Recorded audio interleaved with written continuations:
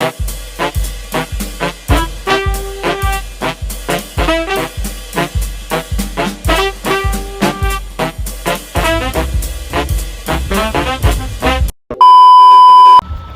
everyone, welcome to another video where learning is made simple and exciting. So today, we're diving into the world of curriculum evaluation models. Now, you might be wondering, why do we need to evaluate a curriculum? Well, just like how we check if the recipe tastes good after cooking, teachers and schools also need to check if the lessons, activities, and teaching methods are really working for students. That's where evaluation models come in, like Tyler's model, TABA's model, CIPP model, and Stakes model, wherein they give us different ways to see if the education's truly working. And also they help us find out what's effective, what needs to improve, and how we can make learning more meaningful. So in this video, let's explore these models together and discover how they shape the way we teach and learn. But before we begin, let's read first our objectives. At the end of the lesson, the students shall be able to identify the different models of curriculum evaluation, apply critical thinking and creativity to compare and present curriculum evaluation models through Venn diagram and the poster, and demonstrate appreciation for curriculum evaluation by being open to learning and respecting diverse perspectives. Now, what is evaluation model? An evaluation model is a type of learning evaluation framework or a system of methods and criteria used to assess and judge the value, effectiveness, or success of a program, project, or system. The evaluation models give teachers and schools a systematic way of assessing the curriculum. Instead of just guessing or using random grades, models provide organized steps and criteria to follow. They make evaluation fair and reliable. They help teachers see not only what students learn, but also how effective the teaching strategies were. They also focus on academic performance, skills, attitudes, and even real-life applications. Example, without models, a teacher might only give exams and say students passed or failed. With models, a teacher can check if students learn, apply their knowledge, and improve in the long run. Now, there are 4 different evaluation models used to evaluate a curriculum. First is Tyler's model. The Tyler model, developed by Ralph Tyler, is a linear curriculum development model that outlines 4 key steps, which is defining learning objectives, selecting learning experiences, organizing learning experiences, and evaluating outcomes. It emphasizes a systematic and objective-driven approach to curriculum design, ensuring alignment between objectives, activities, and assessments. As you can see, this picture is the Tyler's or objectives model. Now, first is the objectives. The objectives here is to identify what knowledge, skills, and attitudes students should acquire based on students' needs, society, and subject matter. Example, students should be able to communicate effectively in English. Now, second is the content. Once objectives are established, the next step is to choose appropriate learning experiences that will help students achieve those objectives. This includes selecting activities, resources, and instructional strategies. For example, if the goal is communication, then the content may include grammar, vocabulary, and correct pronunciation. Now, the third one is method.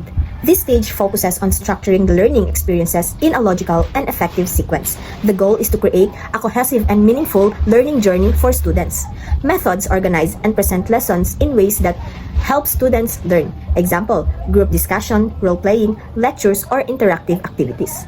Now, the last one is evaluation, which is the final step, involves assessing whether the learning objectives have been successfully met.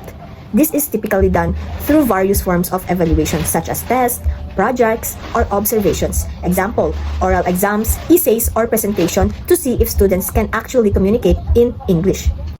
Now, the Tyler model is often praised for its simplicity and clarity. However, one limitation is that it can be too focused on measurable outcomes, ignoring other important aspects of learning such as emotional or social development. Now, the second model is the TABA's model. The TABA model, developed by Hilda Taba, is a curriculum development model that emphasizes a grassroots, teacher-centered approach. It's an inductive model, meaning it builds from the specific needs of learners to broader educational goals. The model outlines 7 key steps, which is diagnosing learning needs, formulating objectives, selecting content, organizing content, selecting learning experiences, organizing learning experiences, and evaluation. Now, as you can see, this is the TABA's model. Now, let's discuss the 7 key steps of TABA's model. And the first one is diagnosis of needs, which is you have to identify the specific learning objectives based on the diagnosed needs. First, teachers identify the needs of students. This means looking at what students already know, their skills, interests, and gaps in learning. Example, if many students struggle with writing, the teacher designs curriculum activities to improve writing. Now, the second one is formulating objectives. After knowing the needs, teachers set clear learning objectives. Objectives guide what students should learn and achieve. Example, students will be able to write a clear 5-paragraph essay. And the third one is selecting content. Next, teachers choose the subject matter or topics that match the objectives. The content should be relevant, meaningful, and useful to learners. Example, choosing grammar lessons, vocabulary, and writing techniques for essay writing. And the fourth one is organizing content. Of course, the content must be structured logically so students can understand and connect ideas. Organize around key concepts, main ideas, and facts. Example, start with brainstorming ideas, to outlining, to writing drafts, to revising, and to final essay. And the fifth one is selecting learning experiences. Teachers here decide on activities or experiences that help students engage with the content. Learning experiences must match objectives and be learning-centered, of course. So for example, group discussion, peer editing, and writing workshops. Sixth is organizing learning experiences.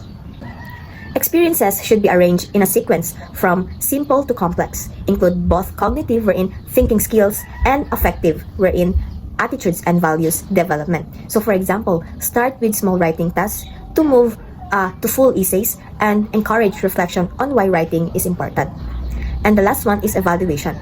Finally, evaluation checks if the objectives were achieved. Assessment can be tests, projects, presentations, or portfolios. Example, a rubric-based essay assessment to see if students met the writing objectives. Now let's discuss the third model, which is the CIPP model. The CIPP model of a curriculum evaluation, developed by Danielle Staffelbeam, is a framework that uses 4 components to assess a curriculum, which is the context, input, process, and product. Now in context evaluation, backgrounds, needs, environment, etc. This stage focuses on identifying the needs and goals of the curriculum. It involves analyzing the environment, students' background, and school climate to determine if the curriculum is relevant and aligned with the intended purpose. Now, in input evaluation, this stage examines the resources available to support the curriculum, such as materials, time, and human resources. It also assesses the design and strategies chosen for the curriculum. Now, in process evaluation, this stage monitors the implementation of the curriculum, focusing on how well it is being delivered and if any adjustments are needed during the process. Now, the last one is the product evaluation. This stage assesses the outcomes and impact of the curriculum on students. It evaluates the effectiveness of the curriculum in achieving its goals and objectives, as well as its usefulness and impact on society. The CIPP model is designed to be used formatively during the curriculum's development and implementation, and summatively at the end of the curriculum cycle.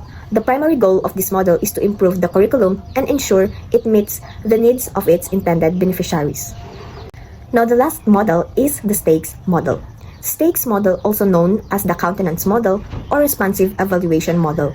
It evaluates curriculum by examining the full countenance of a program through congruence, which is matching intended and actual outcomes, and contingency, which is considering contextual factors.